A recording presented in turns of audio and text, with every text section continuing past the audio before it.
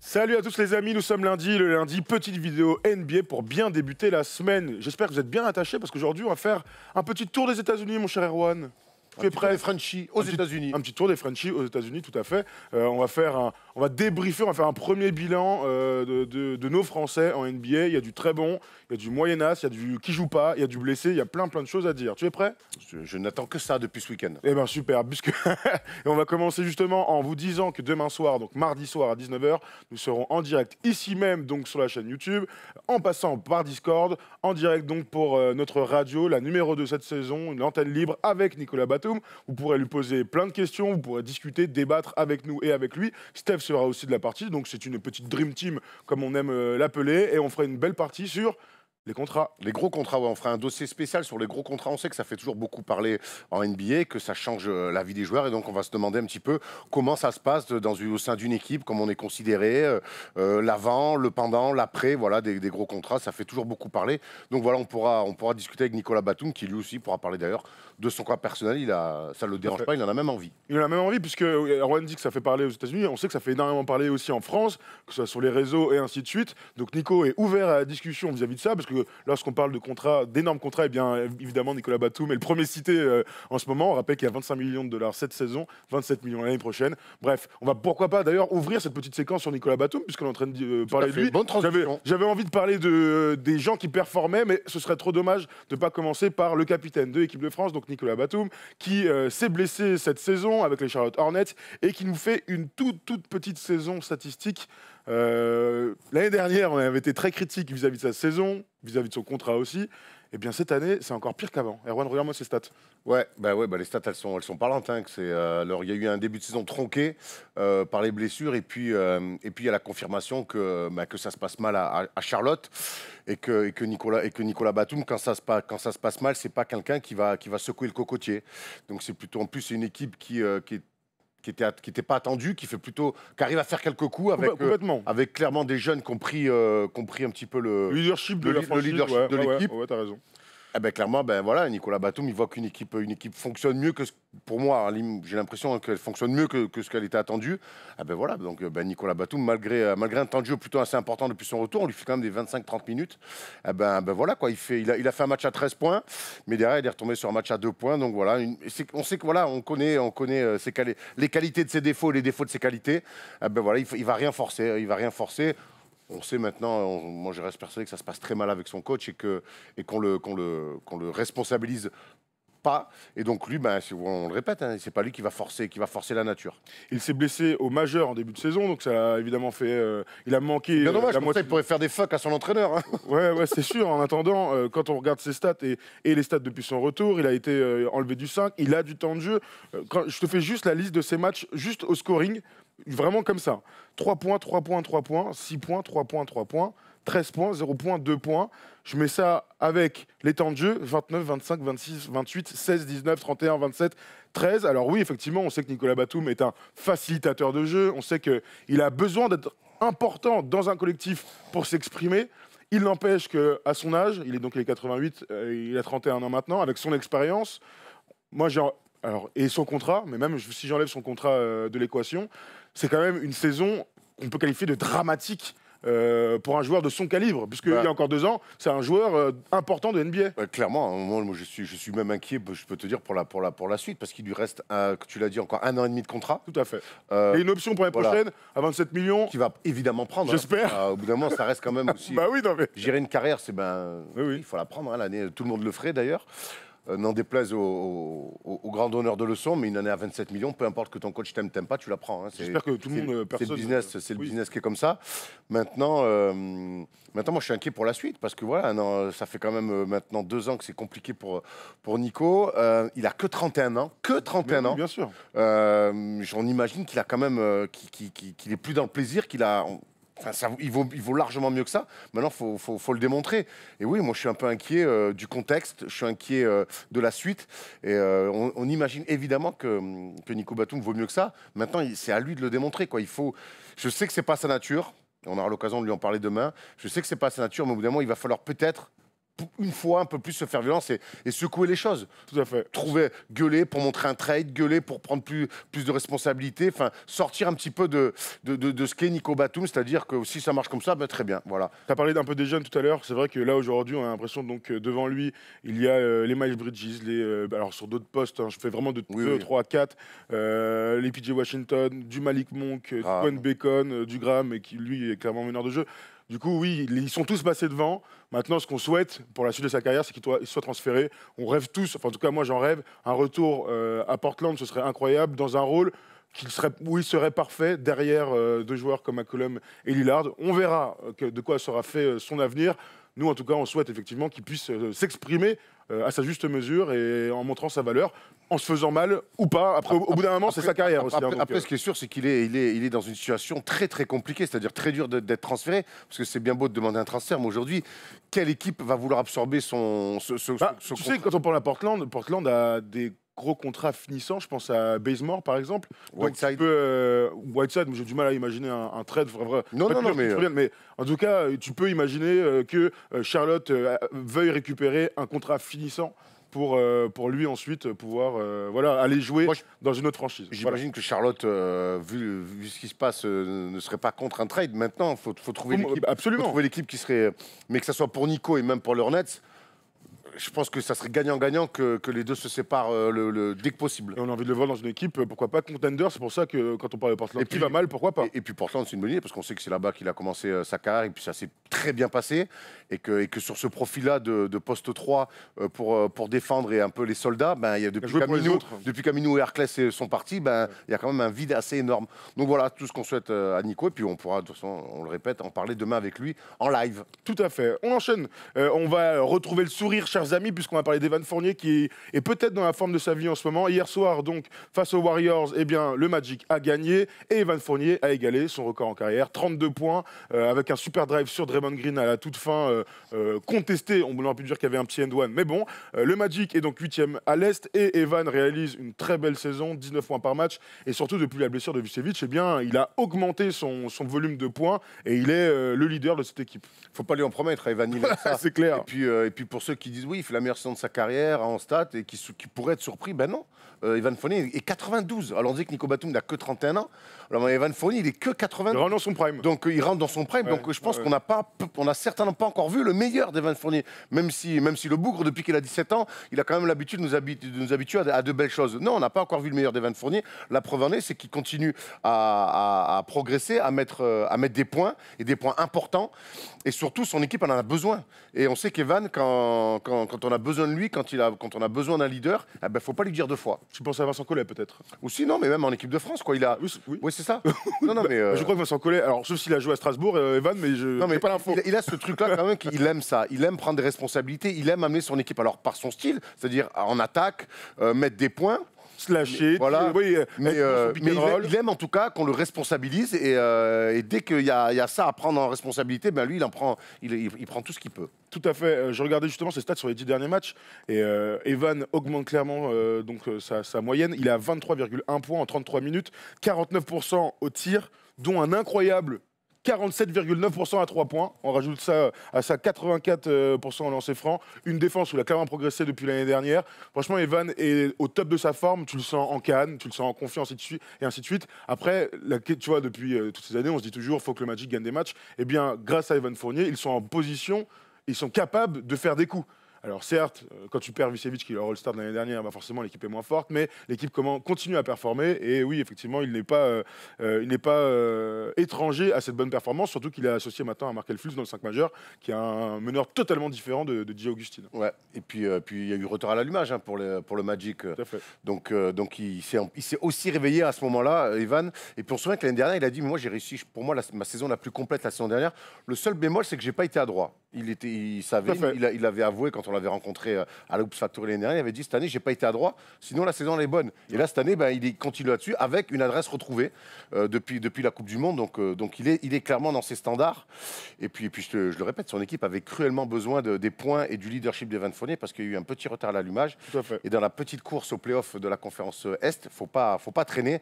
Donc voilà, ils sont toujours pas à l'équilibre, mais je pense qu'avec les perfs d'Evan en ce moment, Il n'y a pas de raison. Il n'y a pas de raison qu'il le retrouve Il n'y a pas de raison. Evan Fournier, en leader du Magic d'Orlando, dites-nous ce que vous en pensez dans les commentaires.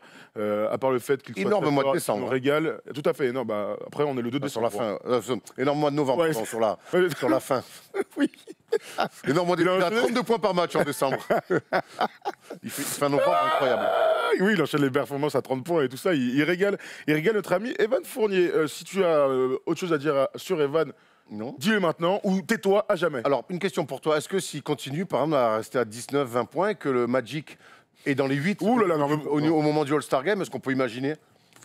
On est en NBA. Oui, j'entends, je te pose. Un mec à 19 points, il a intérêt à prendre 15 rebonds à côté ou faire 12 passes. Oui, oui, je te dis, mais Donc non. si le Magic est dans les 8, Non. pas voté, hein, par le public, je te parle. Ah oui, non. Mais Ok. ma question. Enfin, ils sont à 8-11. Ils sont 8e de la conférence Est.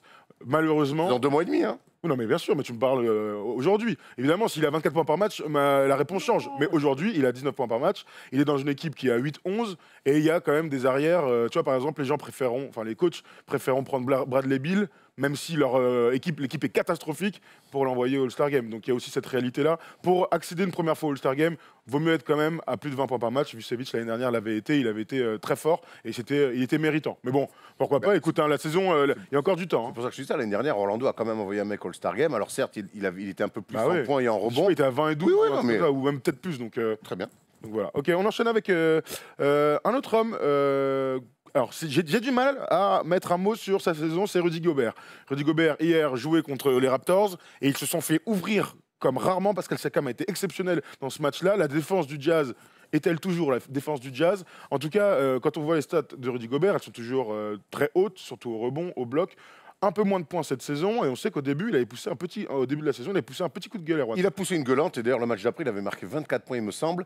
Mais, oui, au moins. Ouais, au moins. 24-25, ouais. Et il y a un petit, ouais, ça clique pas, ça clique pas. Et je pense que l'intégration compliquée de Mike Conley, eh ben, le dommage collatéral direct, c'est Rudy Gobert.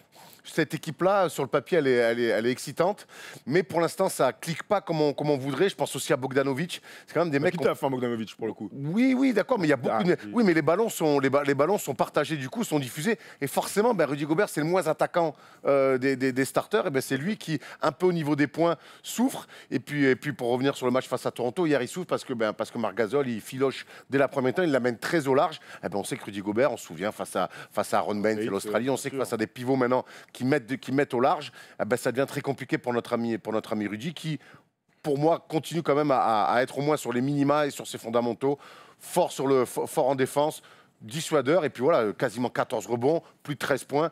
Je pense qu'il va continuer à augmenter un petit peu au niveau des points, voilà, mais lui fait le taf.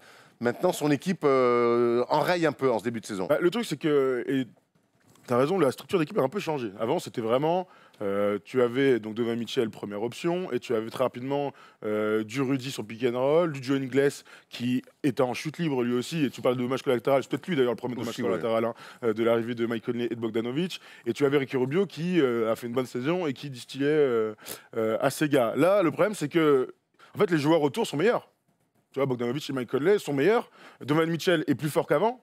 Il a presque 25 points par match. Alors, plus fort en tout cas dans l'impact sur son équipe. Pas forcément dans les victoires, ainsi de suite. Mais en tout cas, Donovan Mitchell est meilleur que l'année dernière, meilleur que l'année d'avant. Hein, c'est pas une surprise. Et donc là où je te rejoins, c'est que il y a moins de ballons pour Rudy, il y a moins de pick and roll pour lui, il y a moins. Et il n'a toujours pas, enfin, il l'aura, je pense d'ailleurs, a priori pas. C'est pas un point d'ancrage en bas. Donc au bout d'un moment, tu peux pas lui filer la balle et lui dire vas-y, marque. C'est comme ça aussi que tu augmentes ta moyenne de points. Et Bogdanovic est très fort. Mais Bogdanovic, il va mettre des filoches, il va être. Voilà, il est capable de faire les passes à Rudy. Mais c'est pas lui qui va faire briller Rudy Gobert. Donc, sans parler de... Il y a un retard à l'allumage, ça n'a pas cliqué et tout ça. Maintenant, moi, ce qui me pose un peu problème, c'est que défensivement, tu vois, quand tu fais des écarts aussi, tu parles d'attaque vis-à-vis de Marc Gasol, mais au bout d'un moment, à chaque match, tu te rends compte que Utah est peut-être un peu moins forte qu'avant. Un peu moins fort et pourtant meilleur sur le papier. Moi, ce qui me fait bondir quand je t'entends, c'est Bogdanovic, t'es un meilleur joueur, il y a des meilleurs joueurs. Rudy, voilà, c'est pas... Mais est-ce que c'est une meilleure équipe? Donovan Mitchell est plus fort que la saison dernière. J'ai l'impression que oui, il y a peut-être des meilleurs joueurs sur le papier. J'ai pas l'impression qu'aujourd'hui, si on compare à la saison dernière, que Utah soit une meilleure équipe que la saison dernière. D'ailleurs, non, je le dis, elle n'est pas une meilleure équipe que la saison dernière. Alors forcément, quand tu amènes deux super joueurs dans le 5 majeur comme Conley et Bogdanovic, ben forcément, il y a un temps d'adaptation. Alors, il n'y a pas le feu chez le Jazz qui, quand même, fait les minima et prend des matchs. Maintenant, on imagine que les ambitions de cette équipe avec Mike Conley, c'est d'être en position de gratter une finale de conf. Tout à fait. Et donc là, pour l'instant, je les vois pas clairement là-dessus. Et surtout dans les grands matchs, je les trouve effectivement défensivement, je les trouve à la peine. Et contre Toronto, ils prennent un écart très vite, très tôt. Et il n'y a jamais vraiment eu de match. Donc inquiétude, le mot serait fort. Moi, là, ce qui me rassure, c'est que malgré tout ça, Rudy, quoi qu'il arrive, il arrive quand même à faire ses stats. Et je crois qu'on devrait peut-être se regrouper, alors pas autour de Rudy pour en faire une promotion, évidemment que non, mais en tout cas, retrouver un petit peu ce qui fait l'ADN de ce Jazz-là. C'est pas marquer plus de points que les autres, c'est en encaisser moins. Et pour finir sur le petit coupé de la défense, pour nous, le Jazz est un top 3 défensif de la NBA. Ouais. Ils se doivent d'être dans ces standards-là. Cette année, au rating, ils sont 11e. Donc c'est une vraie dégringolade pour une équipe dont la force première est ça. Et quand tu amènes Mike Conley, normalement, la suite, c'est de continuer à performer de ce côté-là du terrain. Et donc, lui qui est double défenseur de l'année, eh bien, son impact bah voilà, est moins fort que l'année dernière. Quand on parlait du début de saison, on se posait la question du All-Star Game, tu posais la question pour Evan. Rudy, là, aujourd'hui, j'ai l'impression qu'il ne pense même pas au All-Star Game. Non, je pense que c'est beaucoup moins dans la discussion que la saison dernière, mais comme tu le dis, hein, l'arrivée de Bogdanovic, l'arrivée de... Aujourd'hui, si on doit envoyer un mec du Jazz... C'est Donovan Mitchell. C'est Donovan Mitchell. Voilà. Et là, il sera, je pense. Et si Donovan Mitchell, imaginons, il y a un deuxième envoyé, c'est Bogdanovic. Ça se tient. Ça se tient. Bon, en tout cas, on verra, on suivra l'évolution de Rudy Gobert cette moi, saison. Je pense que les objectifs de... Alors, le All-Star Bien sûr, mais là, on est individuel, on parle individuel. C'est une cerise sur le gâteau. Je crois qu'aujourd'hui... Enfin, lui, c'est important pour lui. Oui, non, mais c'est important pour un joueur. C'est une vraie pierre blanche sur une carrière, mais il ne faut pas que ça devienne quelque chose de... Vraiment, si ça devient une obsession pour lui, ça risque d'avoir l'effet contraire, tu vois, Ouais, non, mais j'entends. Faut pas que ça devienne une obsession. Je pense que c'est des choses finalement qui te tombent sur la gueule parce que tout, c'est dans une saison où tout va bien. Il est encore très jeune, Rudy, quoi. Tout à fait. Je regarde vite fait le calendrier de nos amis du Jazz. Ils jouent contre Philadelphie, ils jouent contre les Lakers. Un énorme Lakers Jazz. C'est jeudi soir. Hein. Bien sûr, mais je préfère quand même les Lakers. Et ensuite, Memphis, Oklahoma, Minnesota, Golden State. Il y aura des matchs à prendre ensuite pour faire augmenter le pourcentage des victoires. On enchaîne avec un petit gars que tu aimes bien, un gars qui joue à New York, c'est Frank Ntilikina qui malheureusement hier soir face à Boston s'est blessé au dos, il est sorti au bout de 7 minutes de jeu quand il s'est pris un cross incroyable. Il s'est blessé au dos, il a pris un cross par Kemba Walker, mais bon, on va pas reprocher à des gens de se faire crosser par Kemba Walker, hein, notre ami. Et puis il y a que les gens qui défendent pas qui se font pas crosser. Tu connais cette théorie? Ça se tient. Non, moi alors écoute. Moi, je suis plutôt satisfait. Je suis plutôt rassuré de ce début de saison de Frank Ntilikina. Ça a été compliqué parce que c'est très dur de lire le coaching de Fitzdale. Alors en stade, c'est pas incroyable, mais en tout cas, on l'a vu dépasser la barre des 10 points plusieurs fois. On le voit prendre des tirs un peu plus naturellement. On le voit alterner un petit peu l'épaule à mi-distance, à 3 points. On le voit aller chercher des passes. Et puis surtout, ça reste le seul de cette équipe-là à vouloir mettre un peu d'ordre dans ce bordel que sont les Knicks. Quand je vois la fin de match hier face à Boston, alors qu'ils ont plutôt le match en main, comme c'est nimble, les Doston, les passes dans les mains, dans les pieds, les trucs, les trieurs, j'en peux plus. C'est le seul qui, dans cette équipe-là, qui n'est pas du tout coaché, où c'est impossible de lire ce que veulent mettre en place cette franchise et ce coach. Eh ben, je trouve qu'il a quand même ce mérite-là d'essayer de mettre des choses en place. Et c'est pas simple de mettre en place des choses. Donc voilà, moi je suis plutôt satisfait. Je trouve qu'il s'est mine de rien. Et c'est l'info de ce débutant, il s'est installé comme le meneur titulaire.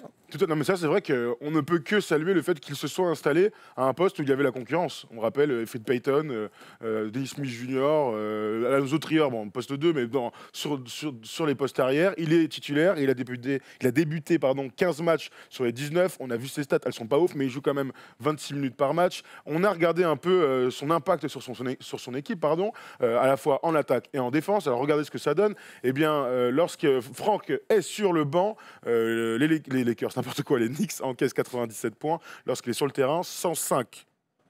Ils en mettent, pardon. Et ils en encaissent 110 quand il est sur le banc et 108 lorsqu'il est sur le terrain. Donc vous voyez, il y a un énorme différentiel entre l'apport de Franck. Ils sont très très très nuls quand il est sur le banc, et ils sont nuls quand il est sur le terrain. Donc c'est merveilleux pour Francky, mais en tout cas c'est vrai que même s'il est qu'à 6 points par match, même s'il est à seulement 3 points, 3 passes décisives par match, il a son impact défensif, tu le vois capable d'éteindre des matchs, et on se souvient de ce match face à Dallas où il se jette dans les jambes de Doncic. C'est aussi pour ça qu'on aime Franck, c'est qu'il a ce côté hargneux qui ne le lâche, enfin hargneux défensif.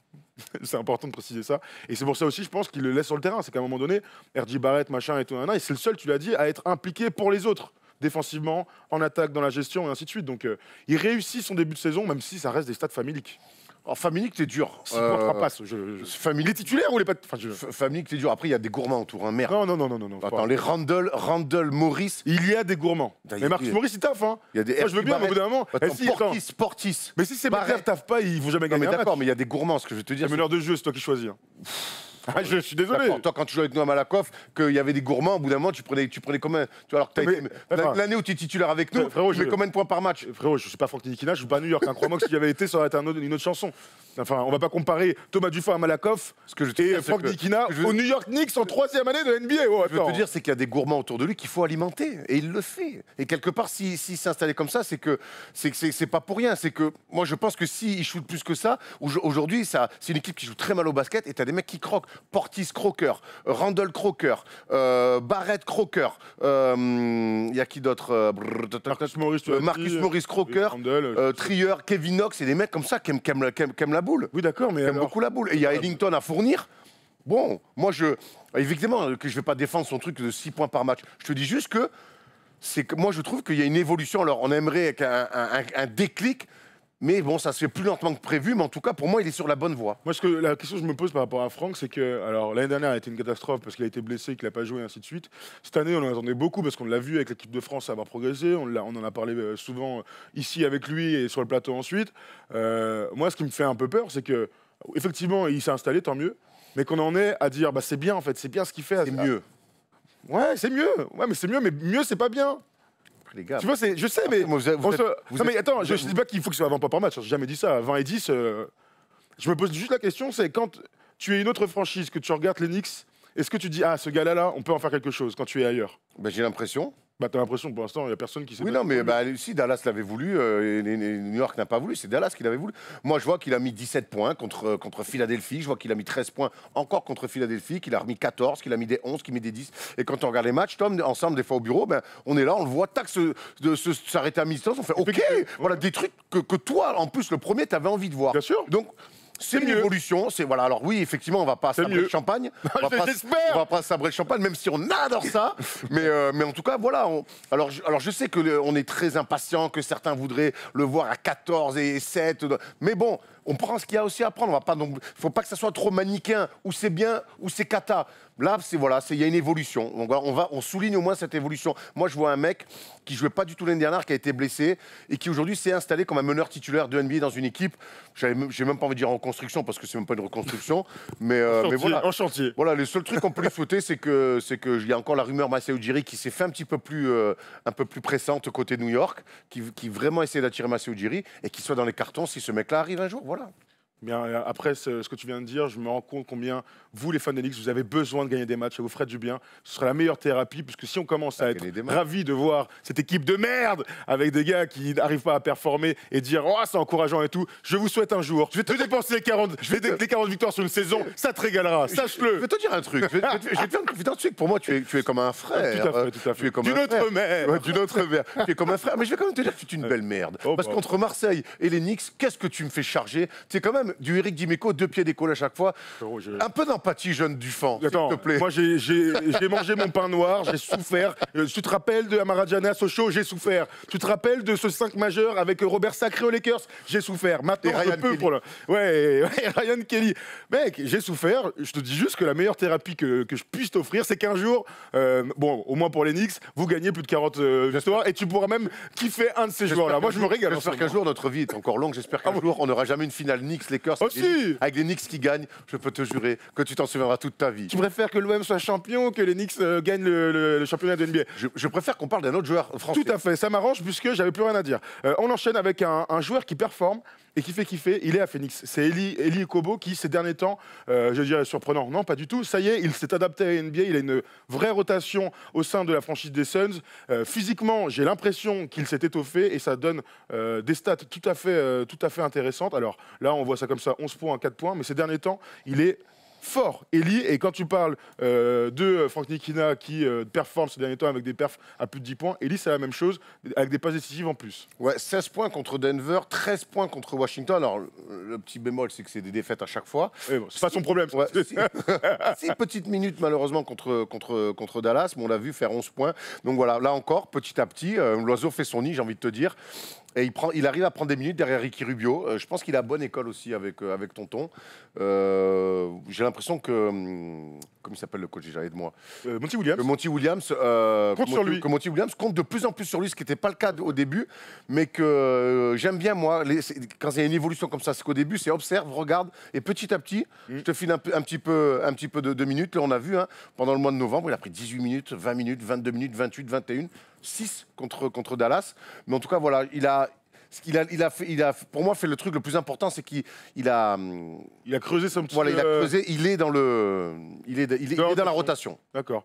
Non, mais c'est vrai que et quand tu regardes les matchs, on l'avait vu, je me souviens d'un match à Los Angeles où donc c'était face à Phoenix et où il avait battu son record en carrière, on était complètement fous. Hein. En courtside, genre le mec était en courtside avec Polo, on était « Ah, go Eli !» Un jour, à un moment, il nous a regardé, il a fait « Ouais !» et tout. C'est dans mes rêves, ça, mais j'aurais adoré. Mais c'est vrai que, en fait, c'est toujours pareil. Tu arrives en NBA, tu vois un peu ce que ça donne. Il a joué en NBA l'année dernière, il a fait l'aller-retour aussi en G-League et ainsi de suite. Et là, cette année, il est devenu un joueur NBA physiquement. Donc du coup, une fois que tu t'habitues à ce physique-là, eh bien tes qualités ressortent, des qualités d'adresse avec sa papatte gauche. Il peut jouer sur pick and roll, les petits teardrops. Il arrive à faire jouer les mecs, donc des bonnes perfs à la passe. Il est dans une équipe qui est plutôt intéressante, donc avec du talent autour. Il n'a plus qu'à s'éclater dans un système qui fonctionne. Les Phoenix Suns sont aujourd'hui à 8 victoires et 10 défaites. On parlait de chantier pour les amis d'Enix. Eh bien là, c'est une équipe qui, ça y est, enfin va vers l'avant avec un bon coach et ainsi de suite. Et ce gars-là est en train de s'installer dans une équipe qui marche bien. Donc voilà, bravo Eli, on voulait absolument faire au moins 25 minutes sur tes performances de ces derniers temps. On enchaîne, mon cher Erwan, avec, attention, là, on va aller malheureusement vers ce qu'il y a de moins cool. C'est-à-dire qu'on va passer aux blessés, aux gens qui jouent très peu, aux gens qui sont en G-League. Parlons de Sekou Doumbouya qui, hier soir, a marqué ses premiers points NBA. Alléluia, bravo Sekou sur un panier très Sekou Doumbouya. Tout à fait. Un bon jeu sans ballon, une belle coupe et puis un panier and one dans une victoire assez incroyable face aux Spurs qui sont en train d'exploser. On n'est pas là pour en parler, mais... Vite un trade, vite incroyable. Il est dans la, voilà, il est dans l'apprentissage, n'est-ce pas? Oui. Voilà. Donc pour moi, ce que moi j'aime bien, c'est qu'il fournit en G-League. Voilà, ça a quasiment 17 points par match en 26 minutes. Voilà, c'est un joueur majeur de son équipe de G-League. Il fait pour l'instant des allers-retours. Il subit aussi un petit peu, je pense, le début de saison compliqué des Pistons. C'est toujours compliqué, et peu importe le niveau, de donner du temps de jeu à des jeunes quand l'équipe marche pas terrible. Maintenant, il a quand même cette qualité, même si voilà, c'est que lui, on le met sur le terrain, eh ben, il va montrer toujours de l'envie. Et je trouve qu'on l'avait vu ici quand on l'a rencontré, et je trouve même, pour parler un petit peu avec ses agents, c'est un mec qui a le mindset. Lui, c'est pas parce qu'il va aller en G-League qu'il va baisser la tête. Oui, bien sûr. Voilà, ça va peut-être le frustrer. Ça le frustre d'ailleurs d'être en G-League, de ce qu'on me raconte. Mais il attend sa chance. Et c'est un mec, voilà, il est dans les starting blocks et qu'on lui donne 30 secondes ou 10 minutes, il est prêt, quoi. Maintenant, il faut rappeler que c'est le plus jeune joueur, l'un des plus jeunes joueurs de NBA. C'est le plus jeune joueur de NBA. Il est de décembre 2000. Donc il est vraiment très très jeune et c'est vrai que c'est important, c'est des marques importantes de rentrer une première fois en jouant NBA, de marquer son premier panier, c'est des petits pas comme ça qui vont faire qu'un jour, eh bien, ce sera un joueur de la rotation de Détroit. Et c'est vrai que ces stats sont importantes pour en parler de la G-League parce que quand tu vas en G-League, tu as tout pour... Sauf que le but, c'est de donner du temps de jeu et de te laisser le temps de t'exprimer. Et lorsque tu es à 17 points par match en G-League, alors il y a beaucoup de joueurs qui performent en G-League, hein, c'est pas le problème, mais ça montre, malgré son âge, qu'il est capable de jouer au niveau supérieur. Donc on va lui laisser du temps du côté de Détroit, mais voilà, il est rentré dans son money time 2 fois, il a marqué ses premiers points, et voilà, ça fait partie de l'apprentissage NBA. Comme quand vous jouez à 2K, vous faites vos premiers matchs, vous prenez une petite astérix, puis vous marquez votre premier panier, vous recevez un truc. Voilà, ben, il est en train de faire ça pas à pas. Moi, en tout cas, tu vois, on parlait un peu de Frank Ntilikina, de Nicolas Batum. Moi, s'il y a bien un mec pour qui je suis pas inquiet, c'est bien lui. Non, mais c'est vrai, t'as raison. On enchaîne avec un autre, un pivot qui joue à Boston. Qui est-ce? Vince Poirier. Tout à fait, Vincent Poirier qui a du mal lui aussi à s'installer dans la rotation de Boston Celtics. Alors il y a du monde sur le poste, en tout cas il joue avec beaucoup de monde, mais Vincent joue peu et lorsqu'il joue, il joue peu. Voilà ce qu'on peut dire de ce début de saison. Ouais, vraie concurrence avec Robert Williams et Daniel Tays et avec notre ami turc qui ne me Enes revient Kanter. pas, Enes Kanter, merci. Après, j'ai quand même l'impression qu'il n'a pas, il y a pas un mec qui s'est installé sur le vrai poste 5. Alors, Bah, il joue tous les trois. En fait, ouais. tous les matchs, ça joue tous les Daniel trois. Tays, quand même, est installé, peut start la plupart du temps. Robert Williams avait été essayé en pré-saison au starter.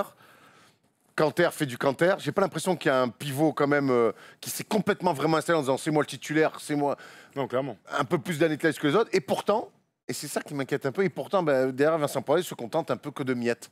Donc on sait que c'est jamais simple l'adaptation à la NBA. Maintenant, quand l'année dernière, on rappelle qu'il est quand même meilleur pivot d'Euroleague, je pense qu'il a quand même les qualités. Ouais. Il a quand même les qualités pour faire du cercle à cercle, du pic, roller. C'est ce qu'il nous avait expliqué quand il était venu là. Pour l'instant, Brad Stevens ne compte pas spécialement sur lui, quoi. Ouais, on a peu d'infos honnêtement à vous donner. On sait que lui est très content d'être à Boston, tu m'étonnes. Il vit un rêve éveillé et ainsi de suite et qui se bat pour sa place. Mais on ne sait pas aujourd'hui pourquoi il est 4e de la rotation. On rappelle que derrière lui il y a aussi Taco Fall. Donc ils ont 5 pivots, enfin 5 joueurs qui sont capables de jouer ce poste-là. Et pour l'instant, Vincent est seulement 4e de la rotation. Mais moi, je pense que voilà, faut être patient. C'est compliqué la NBA. Faut pas se leurrer. Hein. C'est compliqué dans une équipe qui marche, qui fonctionne bien en plus comme ça pour l'instant. Donc il n'y a pas de raison de complètement chambouler la hiérarchie. Après, on sait que c'est un mec aussi qui lui est prêt. Tout à fait. Voilà. Tout à fait. On enchaîne Erwan avec Yann Miami. Ça va être en un mot puisque Yann n'a pas joué de la saison. Yann n'a pas joué la saison. Il est malheureusement blessé. Tout à fait. On espère le revoir rapidement, notre Yannou. Bah ouais, clairement, en fait, on rappelle qu'il est dans la dernière année de son contrat à 64 millions, donc 16 millions à la saison pour le Yann. On sait que les Wizards sont ignobles en défense, catastrophiques, vraiment ouf. Donc on peut imaginer que si un jour, eh bien, il est à 100%, il s'entraîne avec la G-League, je crois, eh bien, il pourra apporter de ce côté du terrain, parce que c'est vraiment une catastrophe Washington. Donc voilà, on lui souhaite en tout cas, parce que l'année dernière, il avait joué que 34 matchs, donc très peu, à cause des blessures. Là, encore une fois, il est gêné par des pépins physiques. Eh bien, Yannou, on te souhaite de revenir sur les terrains. Lui, il avait dit qu'il n'avait pas envie que l'histoire en NBA se termine comme ça, l'histoire avec les Wizards.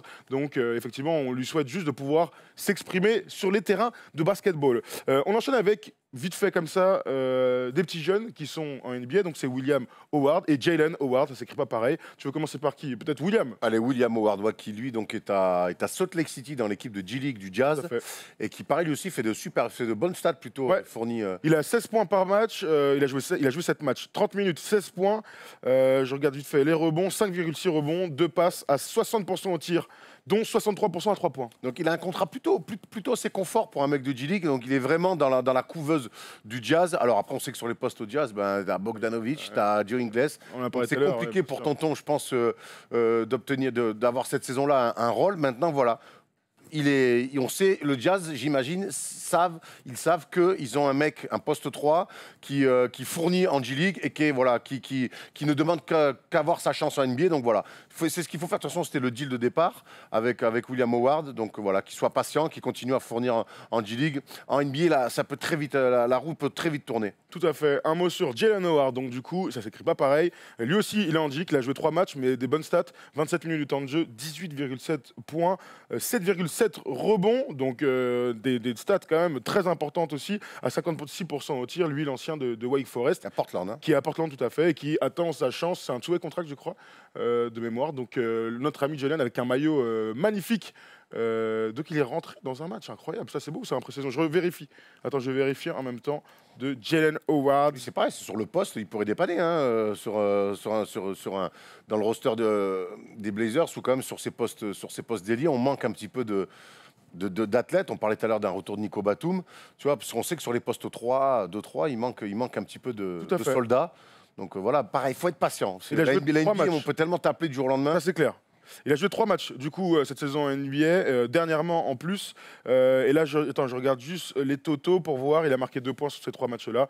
Il a joué 11 minutes. Donc voilà, lui aussi, il est dans l'apprentissage. Un dernier nom, Erwan, pour clore cette petite vidéo des Français de NBA, c'est Joachim Noah. Malheureusement, Joachim Noah qui n'a pas trouvé de contrat et pour cause, il est blessé. Il avait un workout, un rendez-vous avec les Clippers.